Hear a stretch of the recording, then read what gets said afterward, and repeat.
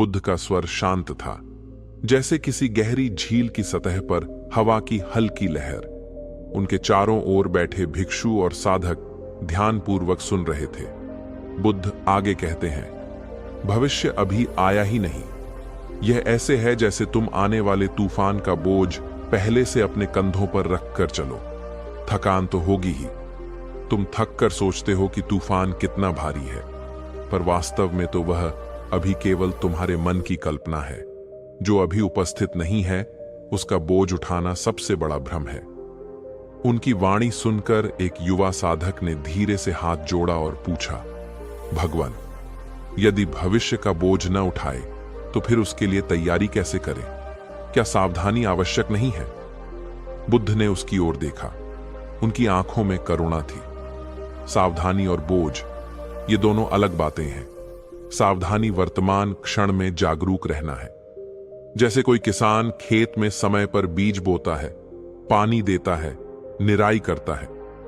वह आने वाली फसल के बारे में सोचता है, पर वह बीज बोने के बाद हर दिन यह बोझ नहीं उठाता कि फसल अभी क्यों नहीं आई। भविष्य की फसल तो वर्तमान के कार्यों पर टिकी है। किसान का काम है कि आज का काम पूरी सजगता से करे। इसी में भविष्य की तैयारी छिपी है। साधक ने सिर झुका लिया। वह बात समझने की कोशिश कर रहा था। तभी बुद्ध ने आगे कहा, जब तुम भविष्य को अपने मन में ढोते हो तो वास्तव में तुम अनिश्चितता से लड़ रहे होते हो। मन चाहता है कि सब कुछ निश्चित हो, सब कुछ पहले से तय हो, लेकिन जीवन तो नदी की धारा है। वह हर पल बदलती है। इस बदलती धारा को पकड़ने की कोशिश ही दुख का कारण है। सभा में बैठे एक वृद्ध गृहस्थ ने कहा, भगवान, मेरे बच्चे बड़े हो रहे हैं। मैं चिंतित रहता हूं कि उनका भविष्य कैसा होगा। यदि मैं उनकी चिंता छोड़ दूं तो क्या यह लापरवाही नहीं होगी? बुद्ध ने धीरे से मुस्कुराकर कहा, पुत्र, चिंता और करुणा में भेद है। चिंता बोझ है, करुणा कर्तव्य। यदि तुम प्रेम से अपने बच्चों को सही मार्ग दिखाते हो, उन्हें शिक्षा और संस्कार देते हो, तो यह वर्तमान का कार्य है। यह तुम्हारा धर्म है। परंतु यदि तुम हर क्षण सोचते रहो कि उनका भविष्य कैसा होगा, वे सफल होंगे या नहीं, तो तुम उस अज्ञात का बोझ अपने मन पर रख रहे हो। यह बोझ तुम्हें ही नहीं थकाएगा, बल्कि तुम्हारे बच्चों तक भी पहुंचेगा। तुम्हारी चिंता का बोझ वे भी महसूस करेंगे। पर यदि तुम शांत और जागरूक रहोगे तो तुम्हारा संयम ही उन्हें भविष्य के लिए तैयार करेगा। सभा में सन्नाटा छा गया। सबके हृदय में यह बात उतर रही थी कि भविष्य को खींचकर वर्तमान में ढोना व्यर्थ है। बुद्ध ने एक उदाहरण और दिया। मानो किसी ने तुम्हें कहा कि कल मार्ग में एक पत्थर होगा। यदि तुम आज से ही उस पत्थर को अपने मन में उठाए घूमोगे तो यह मूर्खता है। समझदारी यह है कि जब पत्थर मिले तब उसे पार कर लिया जाए। कल की कठिनाई कल के लिए है। आज यदि तुम उस कठिनाई का बोझ ढोने लगोगे तो आज भी दुखी रहोगे और कल भी। इस प्रकार तुम्हारा संपूर्ण जीवन बोझ बन जाएगा। उनकी बातें सुनकर सबके चेहरे पर गहरी सोच की छाया उभर आई। साधक और गृहस्थ दोनों ही अपने भीतर झांकने लगे। उन्हें लगा जैसे मन की गांठें खुलने लगी हों। सभा में मौन था। हवा में हल्की ठंडक और शांति घुली हुई थी। बुद्ध के शब्द सबके भीतर गूंज रहे थे। भविष्य का बोझ छोड़ना यह केवल उपदेश नहीं, बल्कि जीवन का मार्ग था। साधक ने गुरु के चरणों में बैठते हुए गहरी सांस ली। उसकी आंखों में उलझन थी, जैसे कोई गांठ भीतर ही भीतर कसती जा रही हो। उसने धीरे से पूछा, पर यदि मैं भविष्य न सोचूं तो अपनी तैयारी कैसे करूं?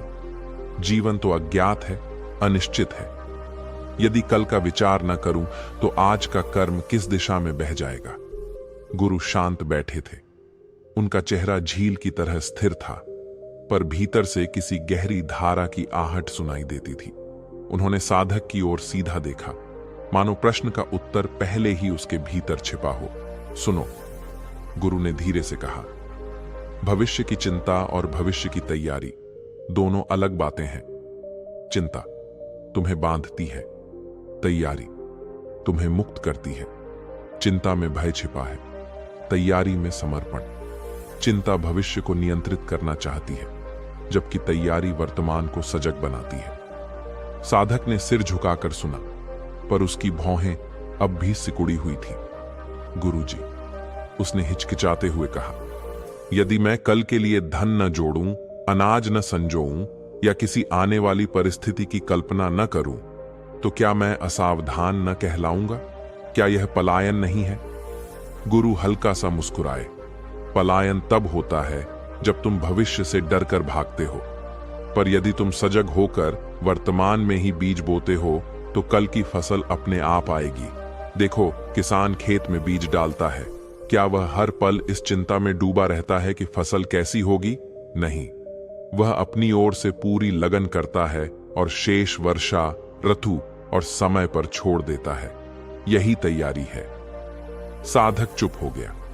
उसके भीतर कुछ हलचल हुई, जैसे एक पर्दा हिलकर पीछे से रोशनी झांक रही हो। फिर भी उसने कहा, परंतु मैं देखता हूं कि लोग योजना बनाते हैं, लंबी लंबी गणनाएं करते हैं, भविष्य के लिए दौड़ते हैं।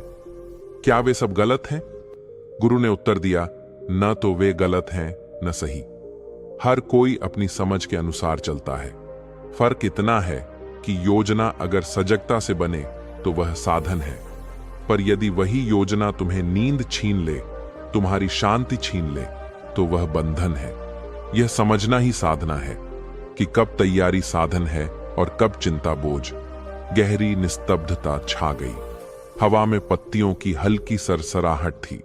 साधक का हृदय धीरे धीरे शांत होने लगा। उसने अनुभव किया कि उसका प्रश्न अभी पूरी तरह हल नहीं हुआ, लेकिन भीतर कुछ डीला पड़ा है। उसने साहस करके फिर पूछा, गुरुजी, तो क्या मैं लक्ष्य बनाऊं या नहीं? यदि मैं लक्ष्यहीन रहूं तो मेरे कर्म दिशाहीन न हो जाएंगे, और यदि मैं लक्ष्य बनाऊं तो उसमें भविष्य की छाया न घुस आएगी। गुरु ने आंखें बंद कर लीं, जैसे भीतर ही भीतर उत्तर खोज रहे हों। उनकी मौन मुद्रा ही एक शिक्षा थी। साधक की सांसें गहरी होने लगीं।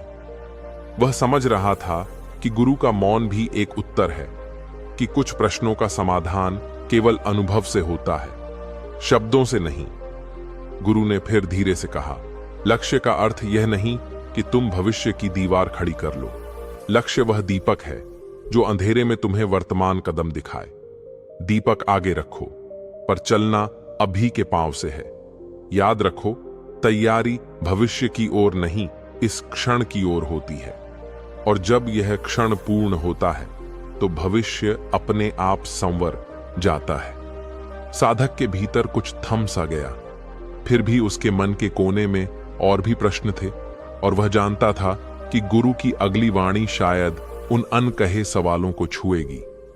बुद्ध की मुस्कान गहरी थी, मानो उनकी आंखों से झरना बह रहा हो। साधक ने उनके शब्दों को सुना, तैयारी करो, लेकिन डर में मत जियो। किसान खेत जोतता है, लेकिन हर पल बारिश की चिंता नहीं करता। उसका काम है बीज डालना, बाकी प्रकृति पर छोड़ना। ये वाक्य साधक के हृदय में उतरते चले गए। उसे ऐसा लगा मानो भीतर कहीं एक हल्की सी गांठ खुल रही हो, लेकिन अभी भी उसका मन पूरी तरह संतुष्ट नहीं हुआ। उसने धीरे से कहा, भगवान, यदि किसान की फसल बरसात पर निर्भर है और वर्षा न हो तो उसका श्रम व्यर्थ नहीं हो जाएगा, तब उसकी तैयारी का क्या लाभ? बुद्ध ने उसकी ओर देखा। उनकी दृष्टि में न कोई खंडन था, न कोई हड़बड़ी। सुनो, उन्होंने शांत स्वर में कहा। किसान ने अपना धर्म निभाया। उसने धरती को जोता, बीज डाला, परिश्रम किया। परिणाम उसके हाथ में नहीं है। यही जीवन का नियम है। तुम्हारा काम है कर्म करना, फल को पकड़े रहना नहीं। यदि वर्षा ना हो तो भी उसका श्रम व्यर्थ नहीं। वह धैर्य सीखेगा, अनुभव पाएगा, और अगली बार की तैयारी और गहरी होगी। यही ज्ञान बिंदु है। कर्म तुम्हारा है, परिणाम अस्तित्व का। साधक गहरे विचार में डूब गया। उसकी सांसें लंबी हो गईं, मानो भीतर कहीं कोई ज्वालामुखी शांत हो रहा हो। तो क्या मनुष्य को कभी परिणाम की चिंता नहीं करनी चाहिए? उसने पूछा। बुद्ध ने उत्तर दिया, परिणाम की चिंता मत करो, लेकिन परिणाम की दिशा समझो। जैसे तीर चलाते समय तुम निशाने की ओर देखते हो, पर हर पल यह चिंता नहीं करते कि तीर कहां गिरेगा। तुम्हारा ध्यान अब भी की एकाग्रता पर होता है। परिणाम उसी एकाग्रता का फल है। यही तैयारी का दूसरा बिंदु है, चिंता के बिना सजगता। उनके शब्द गूंजते रहे। साधक ने अनुभव किया कि उसका हृदय हल्का हो रहा है। उसे पहली बार यह एहसास हुआ कि वह जितना भविष्य की चिंता करता रहा, उतना ही वर्तमान की शक्ति खोता रहा। फिर भी उसके भीतर एक प्रश्न फड़फड़ाया, भगवान, यदि कोई मनुष्य हर बार असफल हो तो क्या उसे यही मानना चाहिए कि सब अस्तित्व पर छोड़ देना है? फिर उसकी मेहनत का अर्थ क्या रह जाता है? बुद्ध ने गहरी सांस ली और कहा, असफलता केवल परिणाम की दृष्टि से होती है। साधक की दृष्टि से कोई असफलता नहीं। हर प्रयास, चाहे उसका फल मिले या न मिले, तुम्हें भीतर से गढ़ता है। यह गढ़न ही असली तैयारी है। किसान केवल फसल के लिए नहीं जोतता, वह मिट्टी से अपना रिश्ता भी सीखता है। इसी प्रकार साधक केवल सफलता के लिए साधना नहीं करता, वह अपने भीतर को तराशता है। याद रखो, असफलता बाहरी है, पर साधना भीतरी। साधक की आंखों में आंसू छलक आए। उसने पहली बार यह महसूस किया कि तैयारी का अर्थ केवल परिणाम पाना नहीं, बल्कि स्वयं को गढ़ना भी है। लेकिन उसकी जिज्ञासा थमी नहीं। उसने धीरे धीरे कहा, भगवान, यदि हमें सब अस्तित्व पर छोड़ देना है, तो फिर हमारी इच्छा, हमारा संकल्प कहां गया? क्या मनुष्य मात्र कठपुतली है? बुद्ध मुस्कुराए, नहीं, मनुष्य कठपुतली नहीं। तुम्हारे हाथ में कर्म है, संकल्प है, तुम्हारे पास चुनाव है, अभी क्या करना है। पर यह चुनाव परिणाम को बांध नहीं सकता। यह समझ ही मुक्ति है। जब तुम जान जाते हो कि तुम्हारा काम केवल सही दिशा में कदम बढ़ाना है, तो मन शांत होता है। यह शांति ही साधना का सार है। वातावरण में गहरा मौन उतर आया। साधक ने देखा कि आसपास के वृक्ष भी जैसे स्थिर होकर बुद्ध की वाणी सुन रहे हों।